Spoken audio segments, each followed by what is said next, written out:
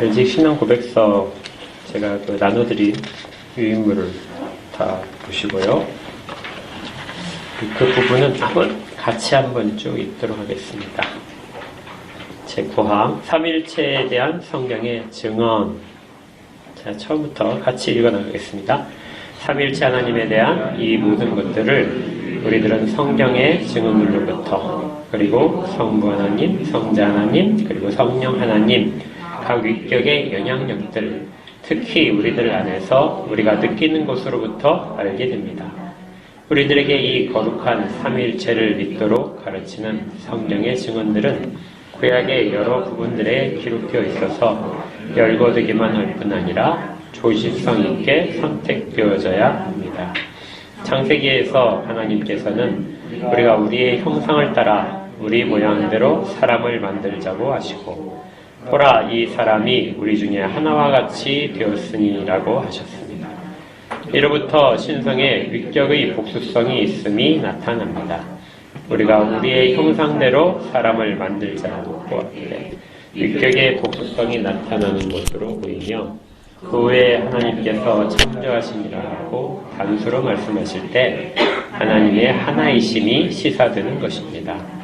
여기서 그 복수가 미친지가 언급되지 않은 것은 사실이나 구약에서는 우리에게 좀 불명료한 것이 신약에서는 아주 분명히 나타납니다.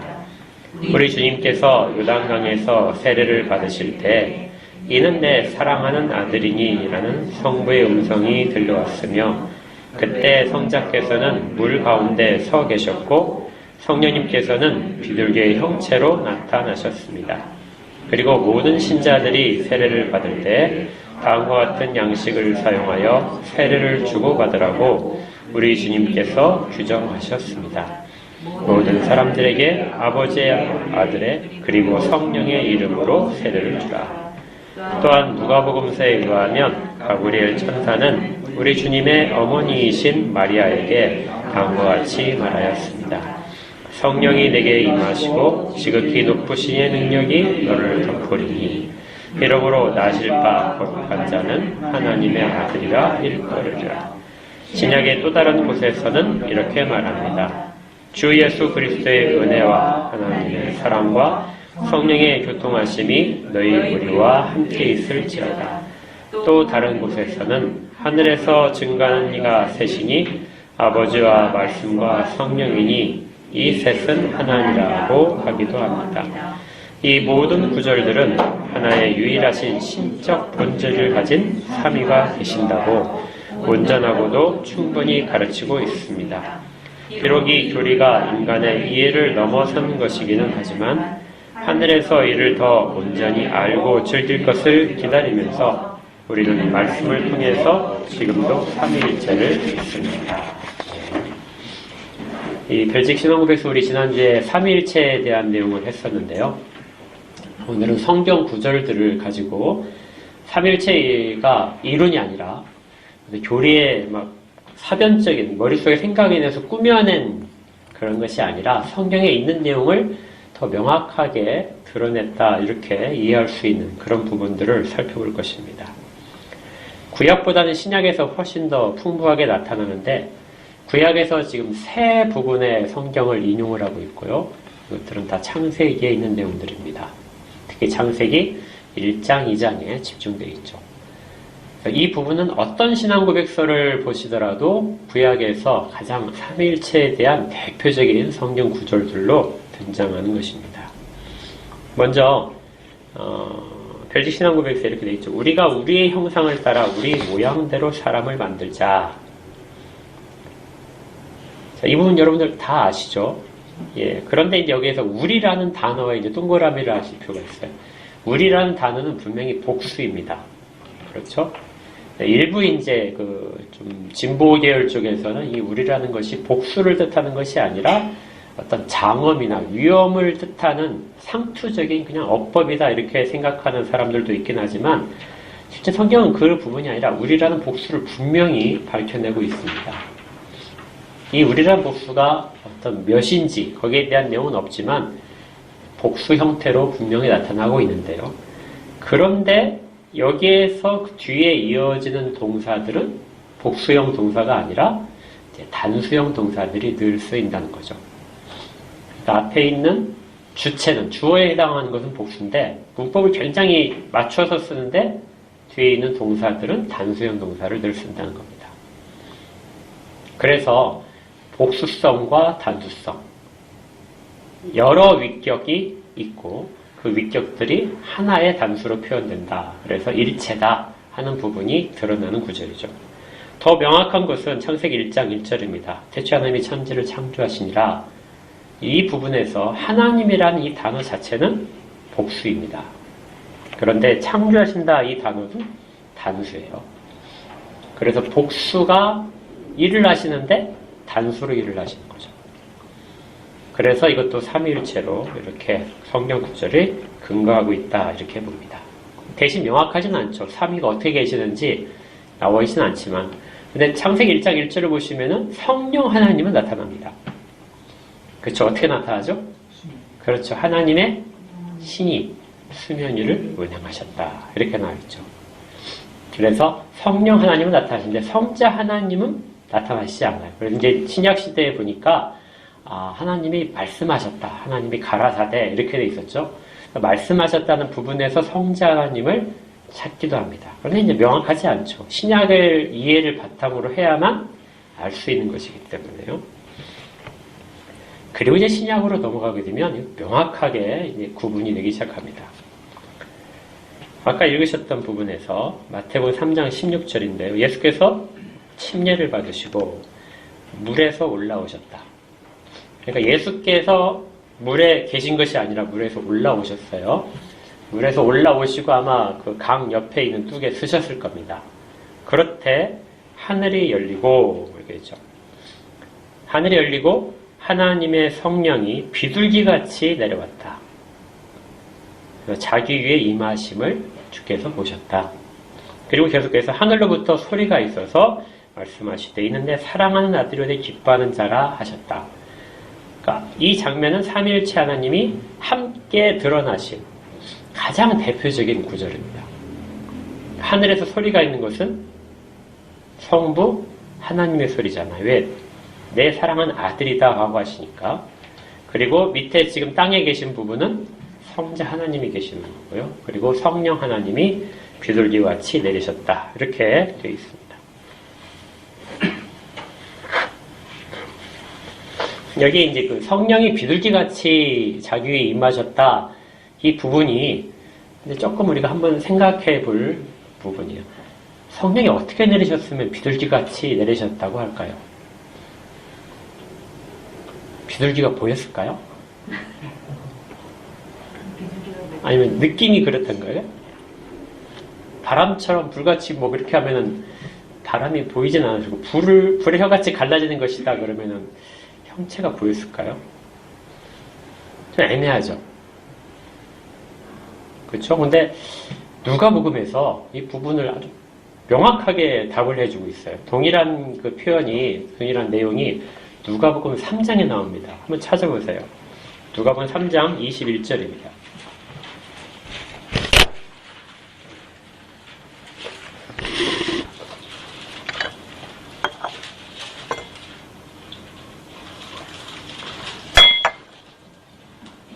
누가복음 3장 21절과 22절 찾으셨으면 한 목소리 읽겠습니다. 시작.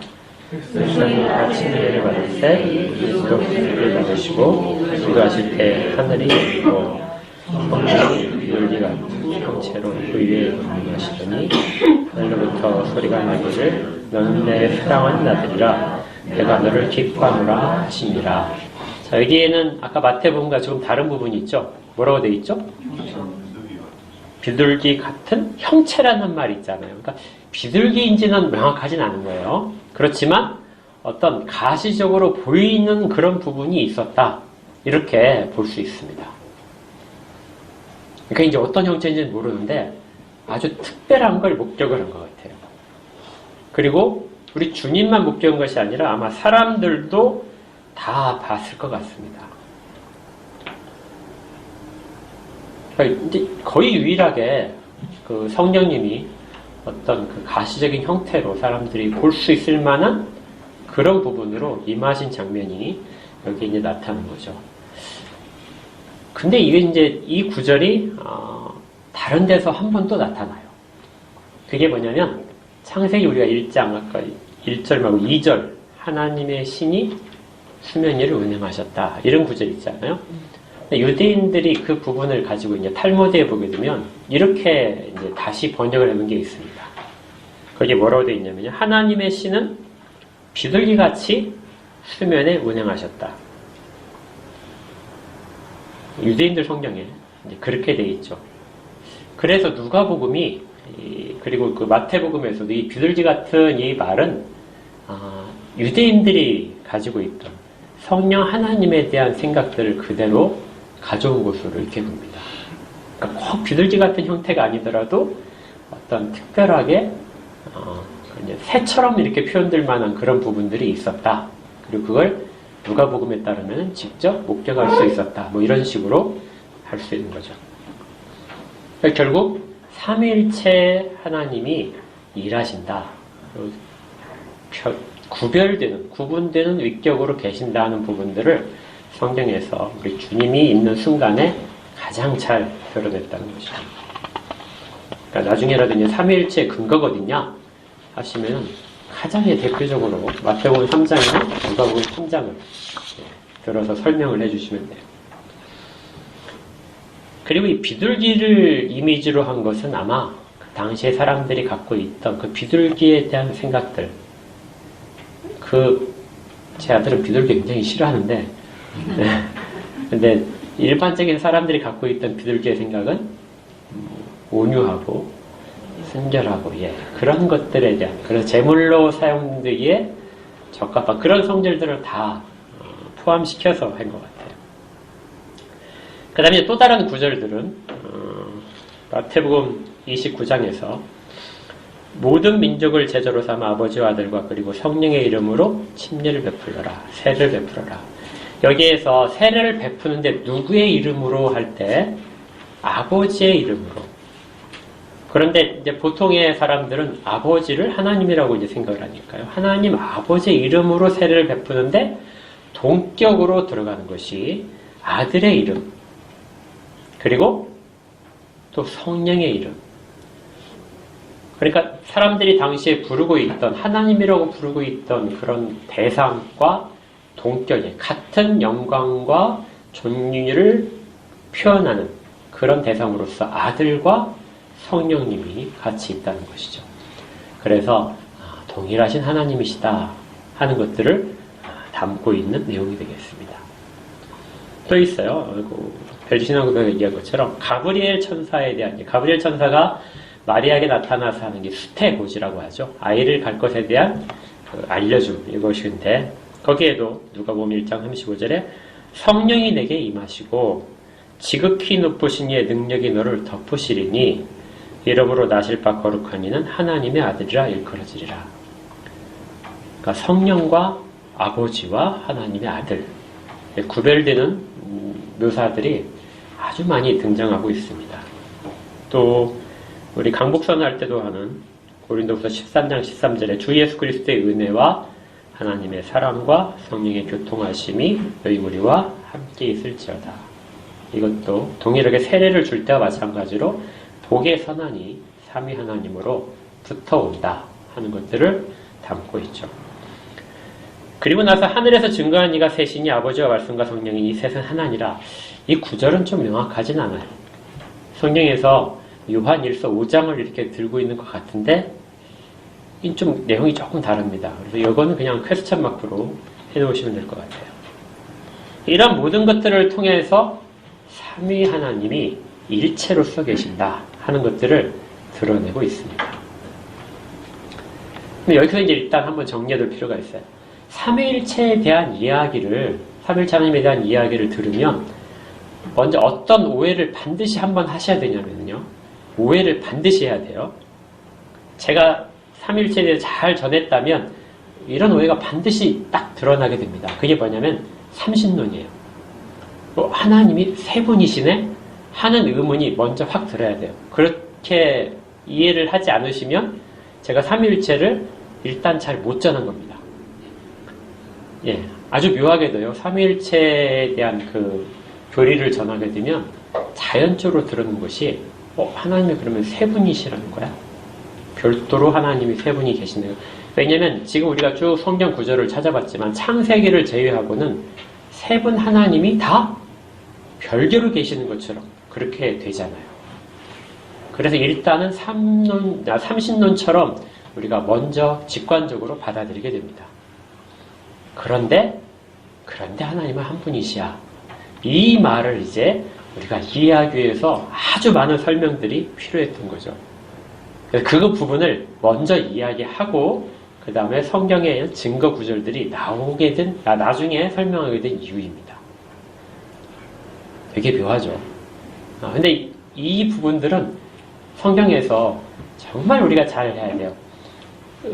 우리가 그 갈라디아서 할 때 나중에 설교 시간에 다시 한번 말씀드리겠지만 갈라디아서를 공부할 때 보게 되면 율법과 우리가 아무런 관계가 없다고?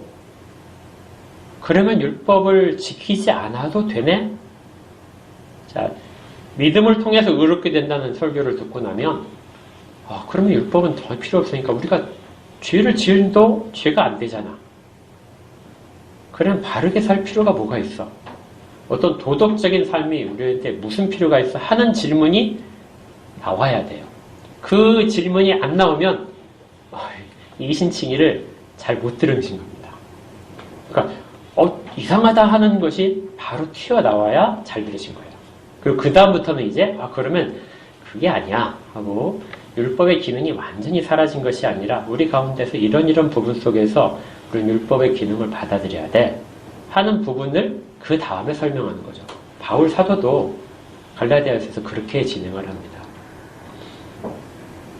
그러니까 교리에 대해서 어떤 압축된 부분에 있어서는 들으시면 이게 반드시 오해가 먼저 나와야 되고 그 오해를 해야 다르게 설명한 거예요. 그리고 오해 플러스 그걸 바로잡기 위해서 추가적인 설명이 들어가면 이제 여러분들이 그걸 다 이해하시게 되는 거죠. 이해하시겠습니까? 좀 어렵지만 이 부분들은 로이드 존스 목사님이 한 유명한 이야기가 있어요. 내가 이신칭의를 설교를 했는데 사람들이 그렇다면 율법이 필요 없지 않아? 율법을 지킬 필요가 없네? 이런 오해가 들지 않았다면 나는 이신칭의를 제대로 설명한 것이 아니다.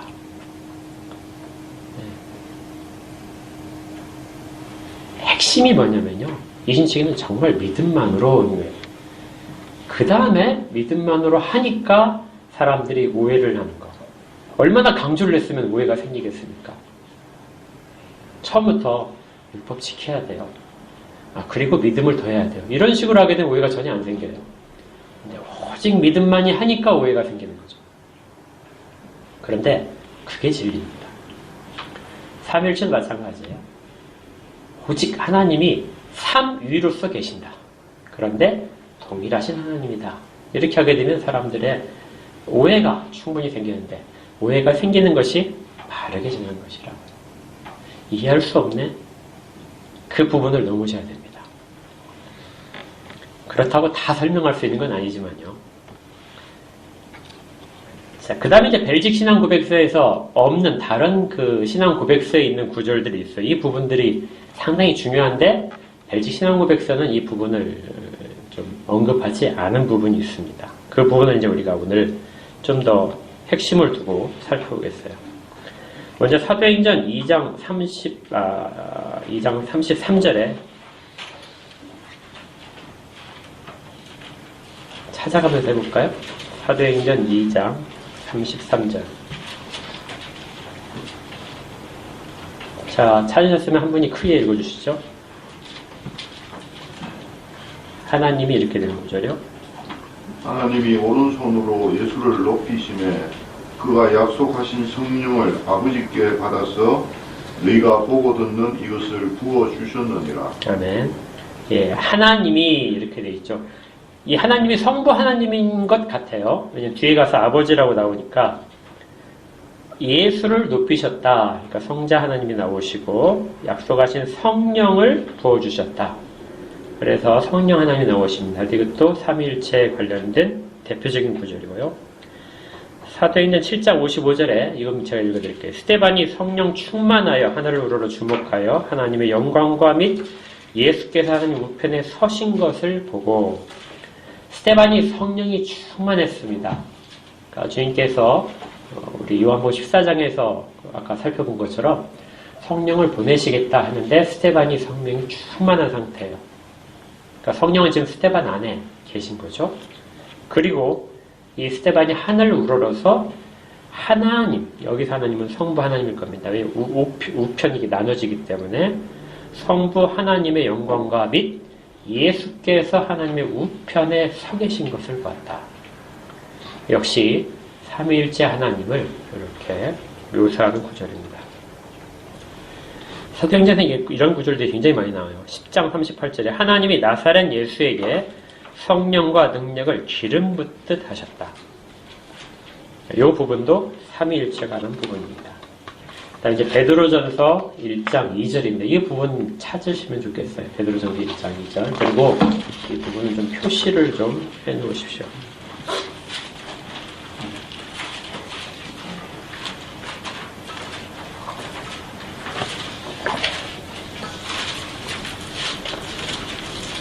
베드로전서 1장 2절입니다.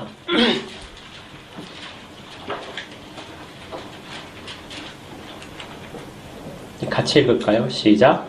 곧 하나님 아버지의 미리 하심을 따라 성령이 거룩하게 하심으로 순종함과 예수 그리스도의 핏부림을 얻기 위하여 택하심을 받은 자들에게 편지하노니 은혜와 평강이 너에게 더욱 많을지어다.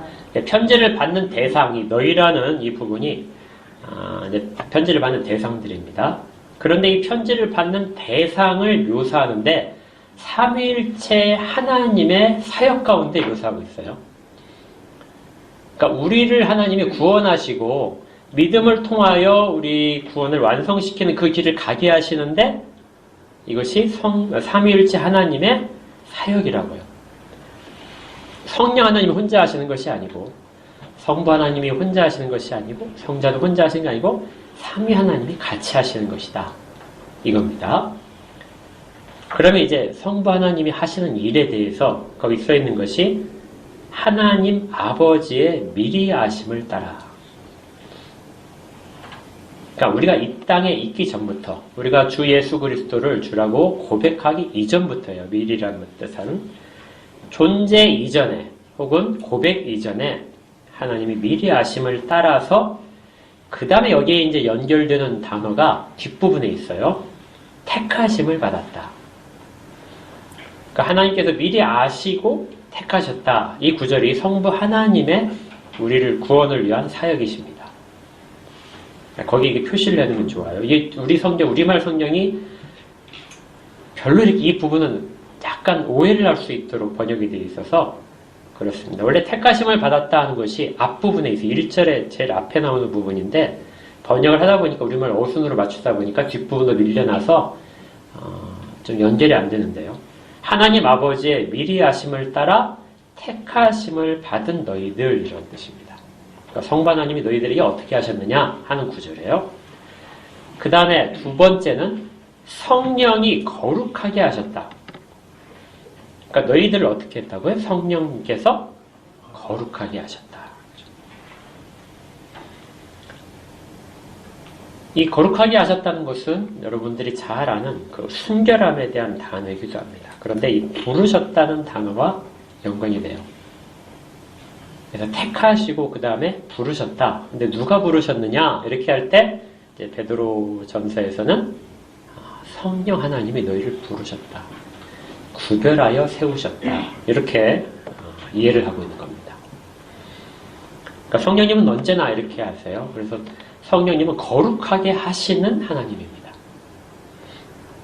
우리가 우리 허물이나 죄에 대한 것들을 회개와 이런 부분들을 고하는 부분과 의지하는 부분 이런 모든 것들에 대해서 성령님이 우리를 거룩하게 하시는 과정이구나. 이렇게 이해를 하시면 돼요.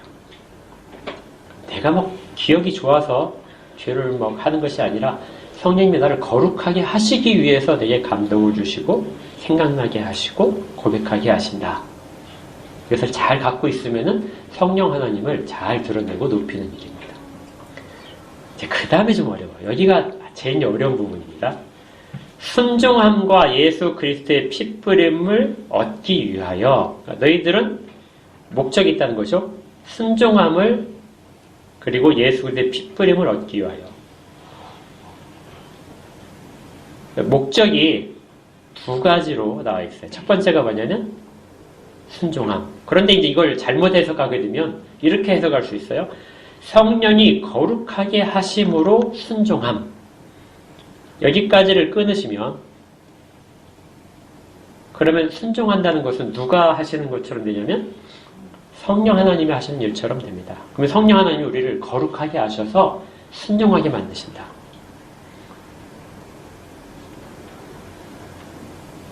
이상하게 들리 전혀 이상하지 않죠. 그렇죠? 왜냐하면 하나님이 하신 일이기 때문에 이렇게 해석을 해도 충분해요.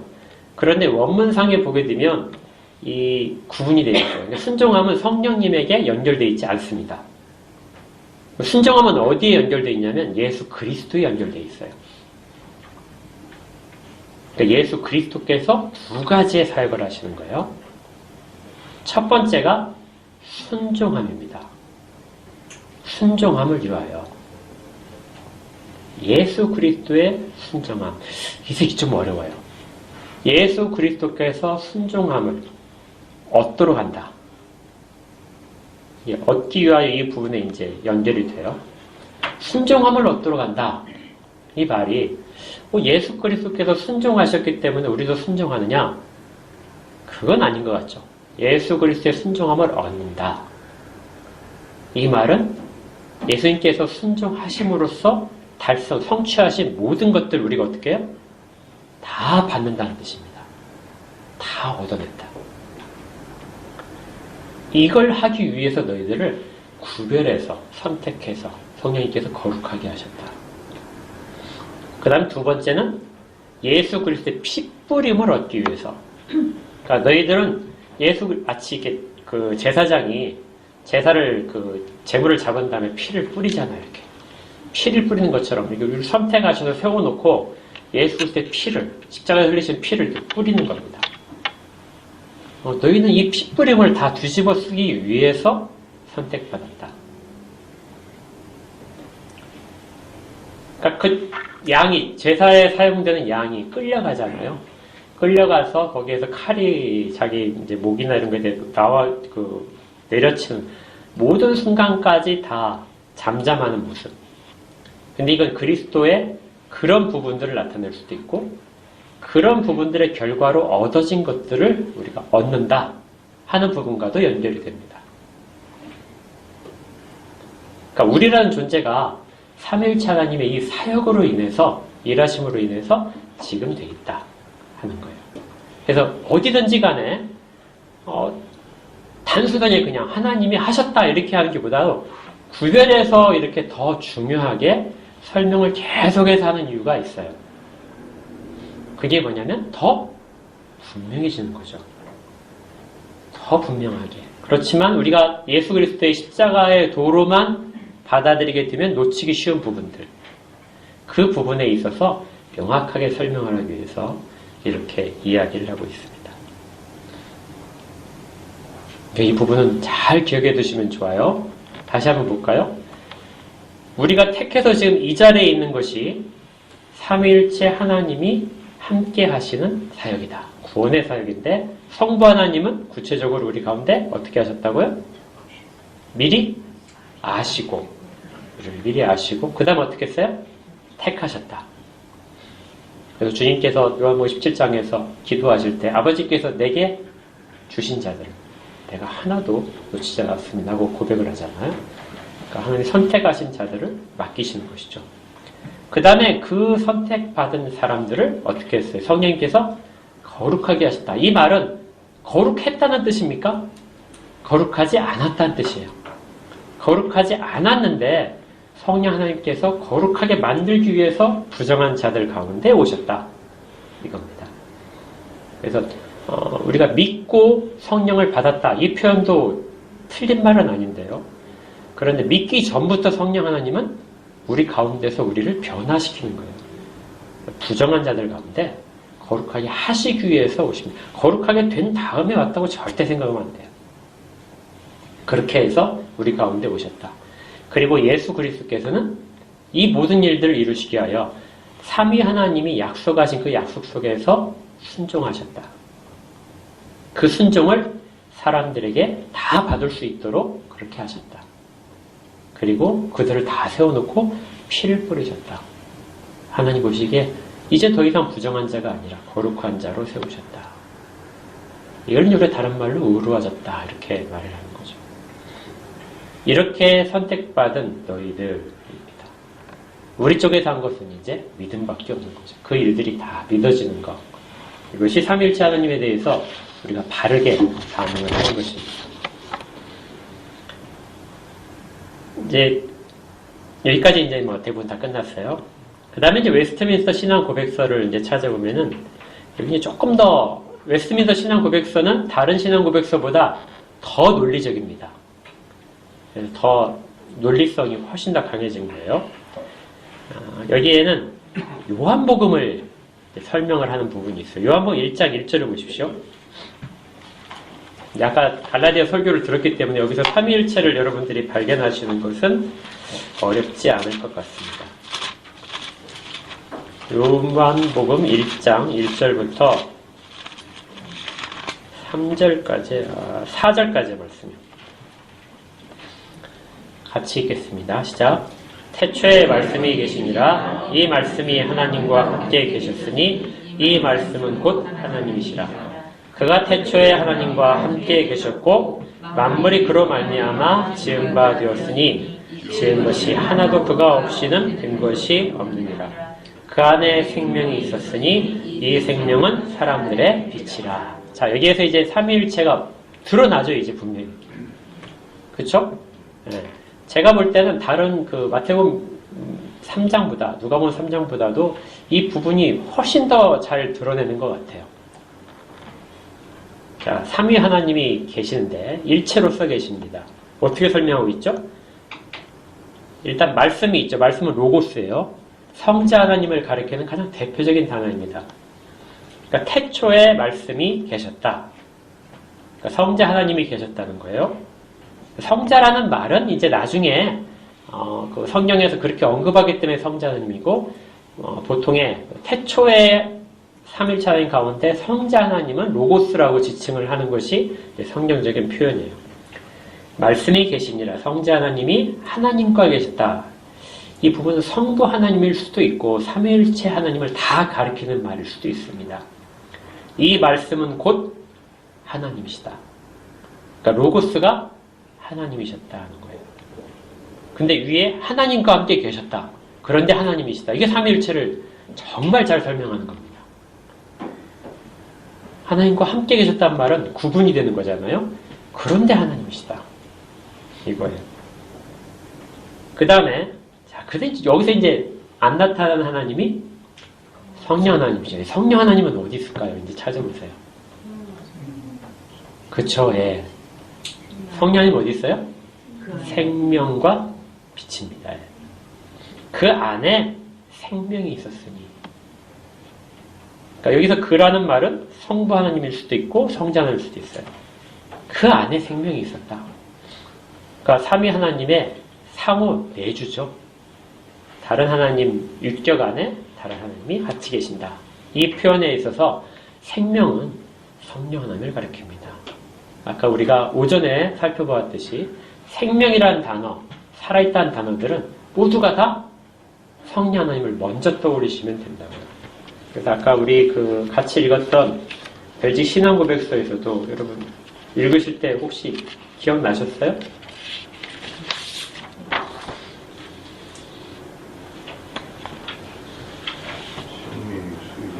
그렇죠. 예. 생명의 뭐라고요? 수여자이시다.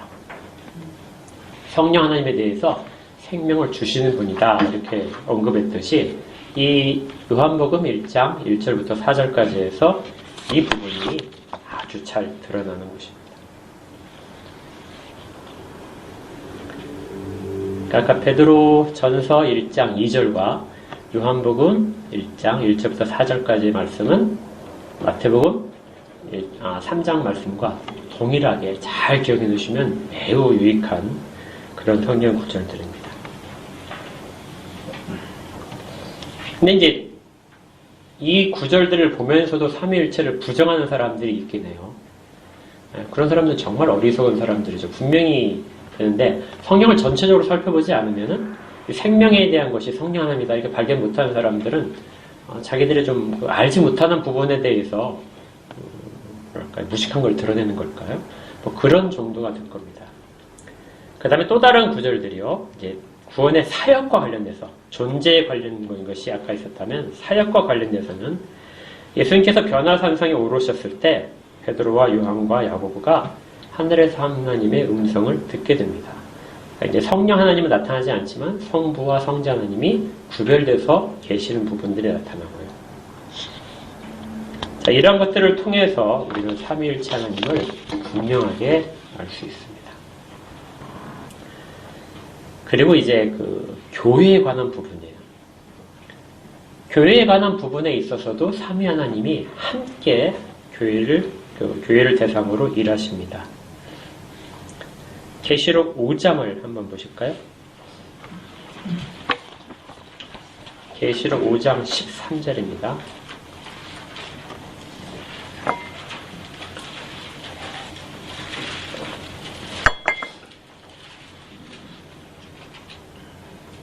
계시록 5장 14절 같이 읽겠습니다. 시작.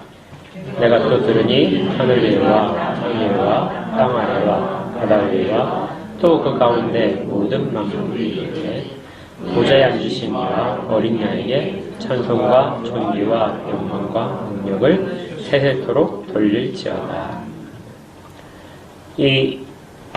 여기에서 보게 되면 보좌에 앉으시니 하게 되면 이제 성부 하나님이시겠죠. 그냥 구체적으로 그냥 하나님 할 때는 우리가 삼위일체 하나님을 다 떠올리시면 돼요. 그런데 이걸 이제 조금 더 명확하게 하나님 아버지라는 호칭이 붙거나 아니면 보좌에 앉으셨다 이런 호칭들이 붙게 되면 성부 하나님을 이제 구체적으로 보시면 되고요.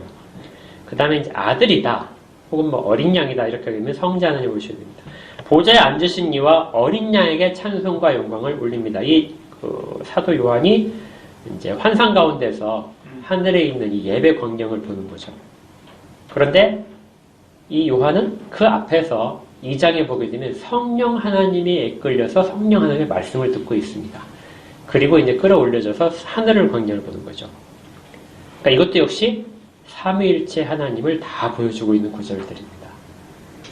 그리고 어떻게 지금 교회를 보고 계시는지, 그리고 교회뿐만 아니라 온 천하 만물로부터 삼위일체 하나님이 찬송과 영광을 받고 계시다. 이런 부분들을 모두 다 이렇게 잘 강조하는 거죠. 그래서 우리가 이제 삼위일체를 여기까지 해서 이제 잘 이해하셨다면, 우리가 하나님이라고 이름을 부를 때, 하나님 하고 부를 때 삼위일체를 다 담아서 부르고 있는 것이 제일 좋고요. 성경에서도 하나님이란 구절이 단독으로 나오게 되면 삼위일체를 생각하시면 됩니다. 그러니까 하나님으로부터 성자가 나오셨다.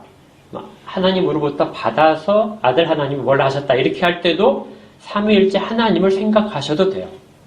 오히려 그것이 더 좋습니다.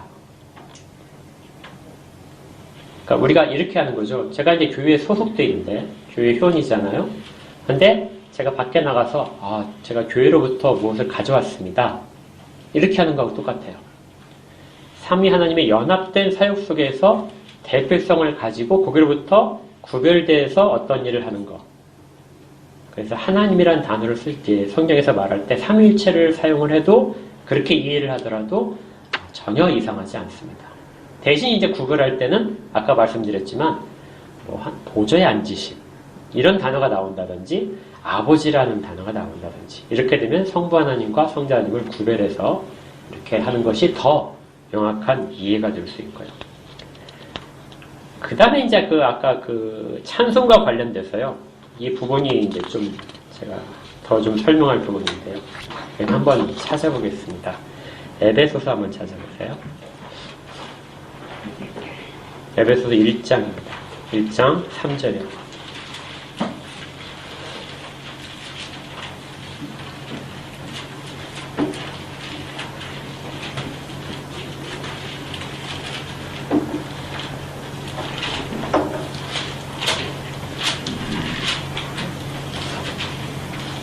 베드로전서 1장과 비슷한 내용인데요. 에베소 1장 3절부터 6절까지. 자, 어떤 한 분이 읽어주실까요?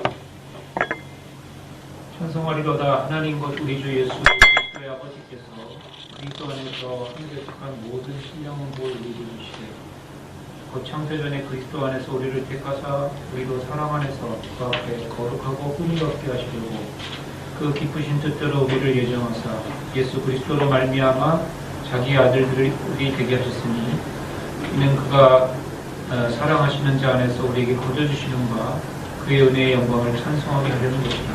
네, 여기에서도 삼위일체 하나님을 발견할 수 있습니다.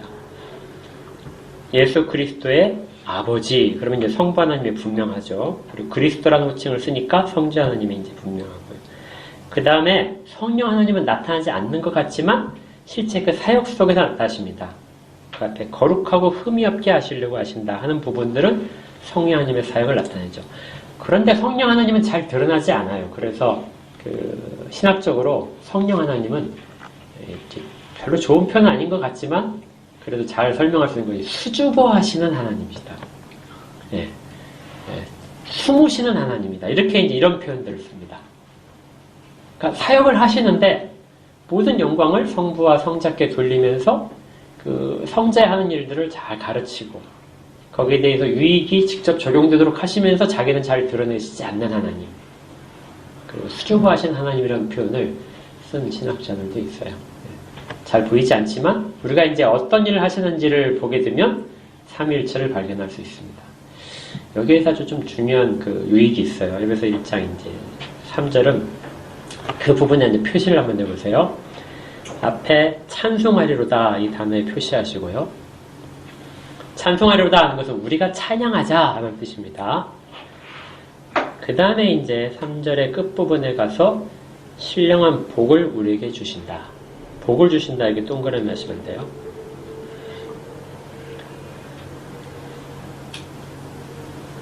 이 이제 그 단어를 표시한 이유가 이 단어가 같은 단어예요. 이해하시겠습니까? 삼위일체 하나님이 하시는 사역을 이제 결정적으로 마지막에 이제 정리하는 부분인데 우리가 삼위 하나님이 하시는 일들을 쭉 다 알고 나서 찬양을 하는 거거든요. 찬양을 하는데 뒷부분에 보니까 우리에게 신령한 복들을 주셨다. 그러니까 하나님이 하셔가지고 신령한 복을 주셨는데 복을 주셨다는 단어도 찬송한다는 단어와 같은 단어란 거죠. 형용사와 동사의 차이점만 지금 이 부분에 있습니다. 이해하시겠어요? 어떤 내용인지? 찬송하는 건 예, 맞아요. 예, 찬송하는 것은 우리가 찬양하잖아요. 근데 동일한 단어가 우리 쪽에서 하나님을 향하면은 뭐예요? 찬송하는 것으로 나오고요. 하나님 쪽에서 우리를 향할 때는 복을 주시는 것으로 나온 겁니다. 같은 단어가요. 그 복을 주시는 거에 대한 우리의 동일한 반, 우리가 동일한 과정으로 다시 이렇게 하나님께 드리는 것이 찬송이 되는 거예요. 복과 찬송은 같습니다. 근데 우리가 하나님께 복을 줄 수는 없잖아요. 그렇죠? 그래서 단어들을 이제 구별해서 우리는 찬양한다는 말로 이렇게 사용되고 하나님 우리에게 복을 주신다 하는 게 돼요. 그래서 꼭 기억하십시오. 복과 찬송은 같은 단어예요. 같은 어원에서 나왔습니다. 그러니까 여러분이 복을 받고 싶으면 복을 받은 사람은 뭘 하는 거죠? 찬송을 하는 거예요. 찬송을 하는 순간 복이 쏟아지는 겁니다. 우리는 복을 막 하는 거예요. 그래서 그 소일의 문답에서도 하나님이 사람을 창조하신 이유가 뭐냐 나오잖아요. 뭘 하는 거죠? 네, 하나님을 찬송하도록. 그러니까 사람에게 복을 주셨다 하는 말과 동일한 바로 거기서 나오는 것은 사람은 하나님을 찬송해야 되는 거구나. 이런 관계성이 꼭 드러나야 됩니다. 그 찬송하지 않는 사람은 하나님이 내게 뭘 안 주신 거예요? 복을 안 주셨다고 하는 거예요. 그러면 찬송의 내용은 뭐냐? 뭐가 되겠죠, 그러면? 하나님이 내게 복을 주신 거잖아요. 복을 주신 거에 대한 이런 복을 주셨군요 하고 이야기하는 것이 찬송의 내용이 되는 거죠. 내용도 같은 겁니다. 대상만 반대가 되는 것뿐이죠. 그리고 이제 여기서 하나가 더 있어요. 찬송한다는 이 말이 하나님이 왜 삼위로 계신가 하는 부분과 연결이 사실 좀 되기도 합니다. 삼위 하나님은 서로가 서로를 찬양하고 계세요. 성부는 성자에게 복을 주시고 은혜를 베푸시고 성부 하나님, 성자 하나님은 성부 하나님을 찬양합니다. 반대로 똑같이요. 똑같이 반대로도 합니다. 복을 주시고 은혜를 서로에 끼치고 또 찬양합니다. 그래서 삼위 하나님이 내재적으로 찬양을 하세요. 이것을 이제 좀 어려운 말로 스스로 찬양을 받으신다 그래요. 어떤 피조물들과 관계없이 하나님은 스스로 삼위 가운데서 서로 찬양하고 계신다. 그리고 그 찬양이 이제 밖으로 나왔을 때 다른 피조물들에게는 복을 주시고 복들을 받은 모든 존재들은 하나님, 삼위 하나님을 또 다시 찬양을 하게 됩니다. 찬양으로 묶여있는 그런 세계가 되는 거죠. 이 내용은 좀 어렵지만 찬양의 중요성이에요. 복과 찬양은 늘 함께 있다. 이해하시겠습니까? 그래서 여러분들 정말 찬양 많이 하셔야 돼요. 정해진 찬송으로만 이렇게 하는 것이 아니라 삶에서에도 그리고 틈틈이 찬양하시고 하나님 하신 일들 입으로 이렇게 내가 받은 복을 입으로 고백하면 다 찬양인 거예요. 수시로 하십시오. 수시로. 그래야 내가 복 받은 것이 점점 내용들이 풍성해지는 거예요. 찬양을 하면 막 더 주시는 것 그거 같진 않지만 근데 더 많은 복을 받고 있다는 것은 알게 됩니다. 이제 루터가 이런 말을 했어요. 하나님은 스스로 찬양을 받으신다. 하지만 우리 가운데서 찬양을 받으시기를 원하신다. 그래서 우리가 여기에서 기도한다. 그러니까 루터는 찬양을 기도와 연결시켰죠. 우리가 기도할 때 많은 모든 단어들은 그 고백들은 다 하나님께 찬양을 드리는 것이다. 삼위일체 안에서는 서로를 향한 찬양이 있지만 우리로부터 삼위일체 하나님의 찬양을 받으시기를 원하시고 이것이 삼위일체 하나님 안에서의 찬양이다. 이렇게 됩니다. 하나만 더 있어요.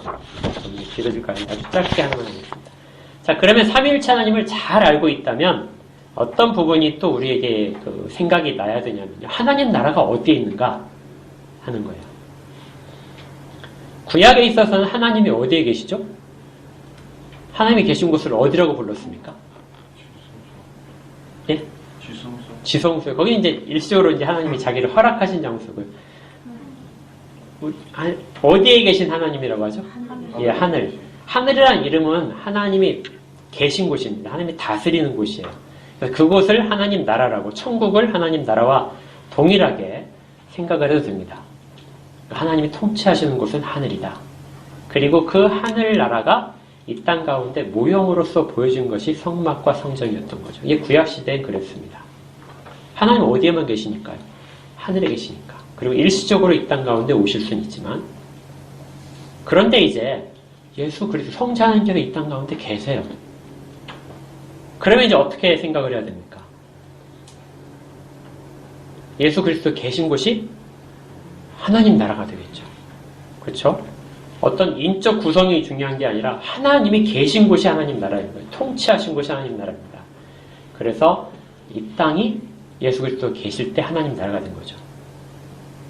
그래서 성경에서 우리가 잘 알듯이 하나님 나라가 여기 있다 저기 있다 어디에 있다고 했어요?